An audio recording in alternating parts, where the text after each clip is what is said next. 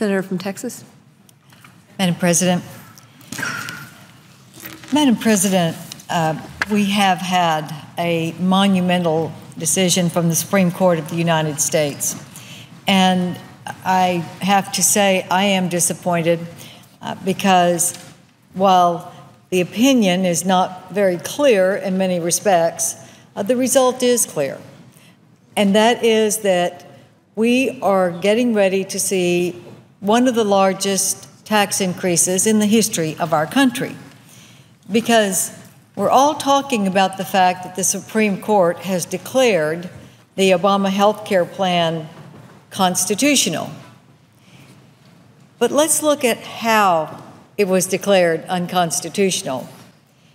It was not based on the commerce powers of the United States Congress and the Constitution.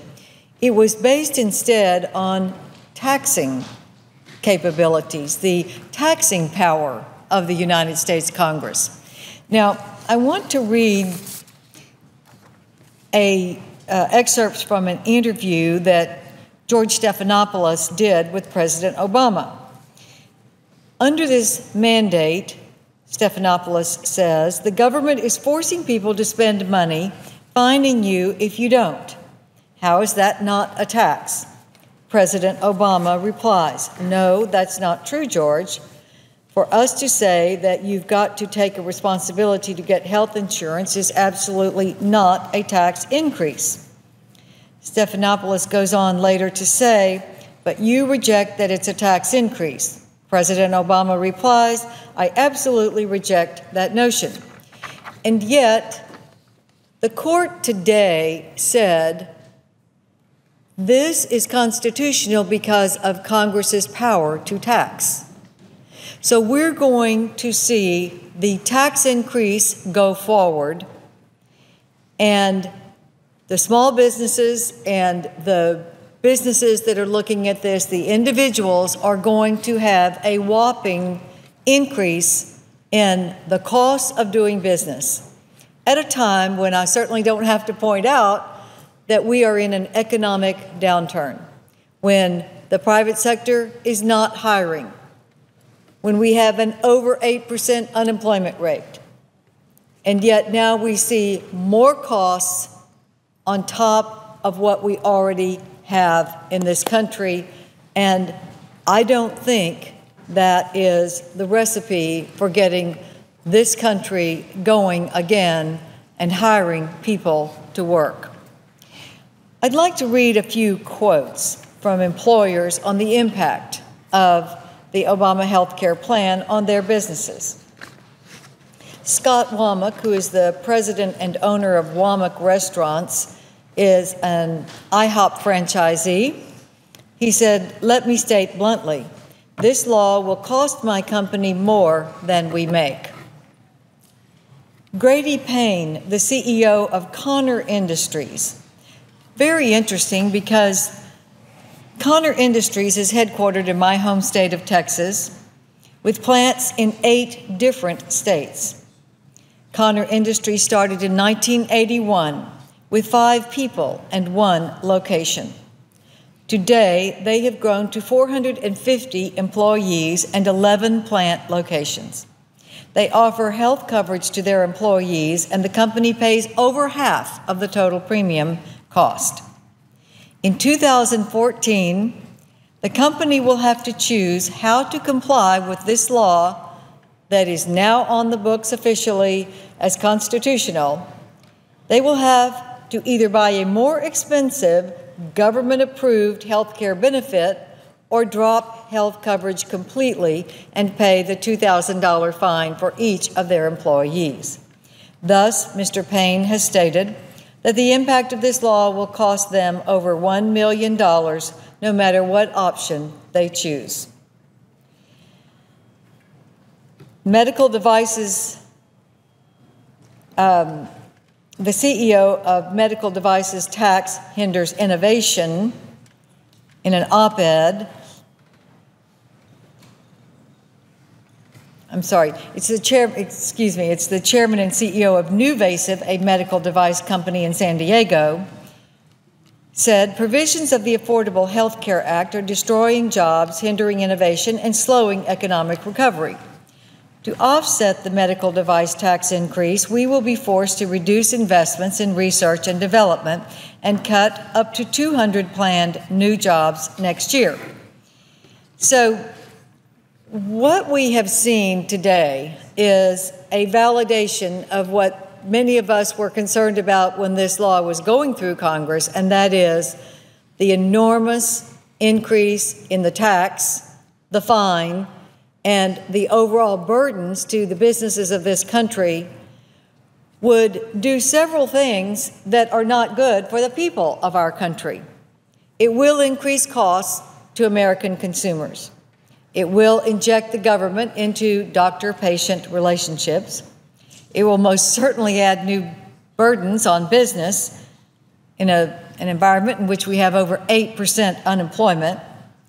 And I think it is very clear that though the president promised that you will be able to keep your health care coverage as you know it, that health care coverage is not going to be there because so many companies are going to drop the health care coverage that they have been offering because it is too expensive to comply with the government conscription of the plan that is required in order to avoid the $2,000 fine.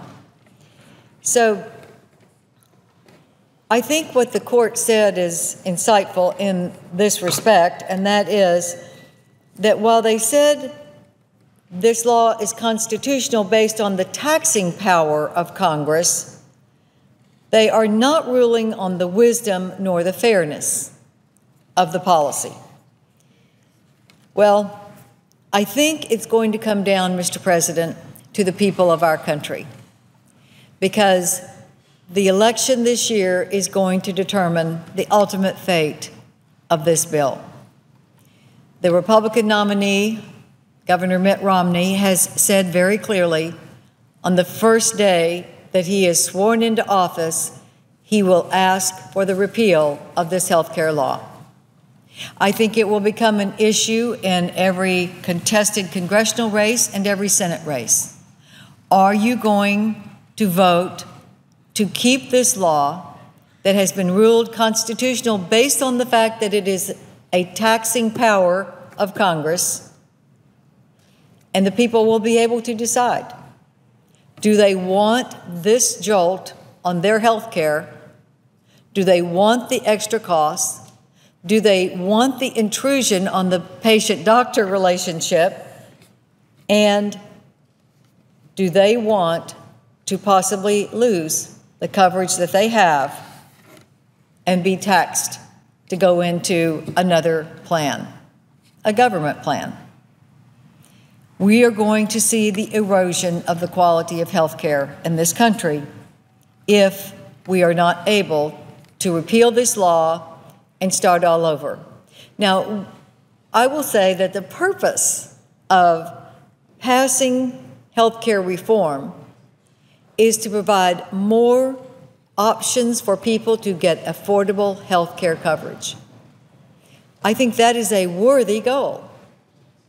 I think we should go for that goal in a way that does not burden the economy of our country, stop employers from employing people, in a way that preserves the doctor-patient relationship and doesn't intrude on the people who do have coverage that they want to keep.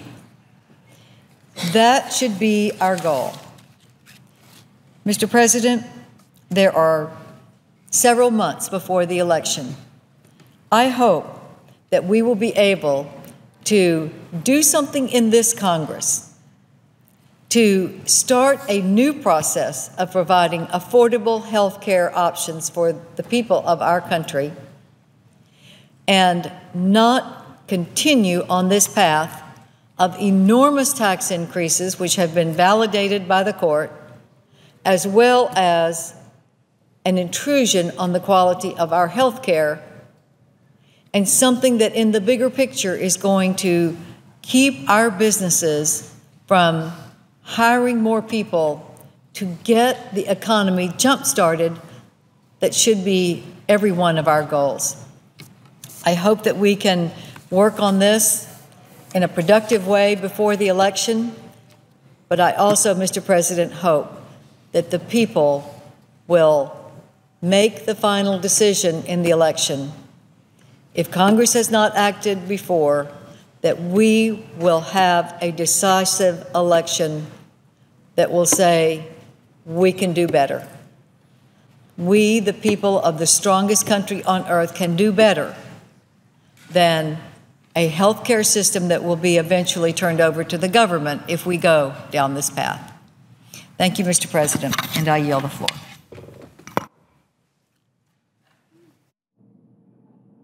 Mr. President, I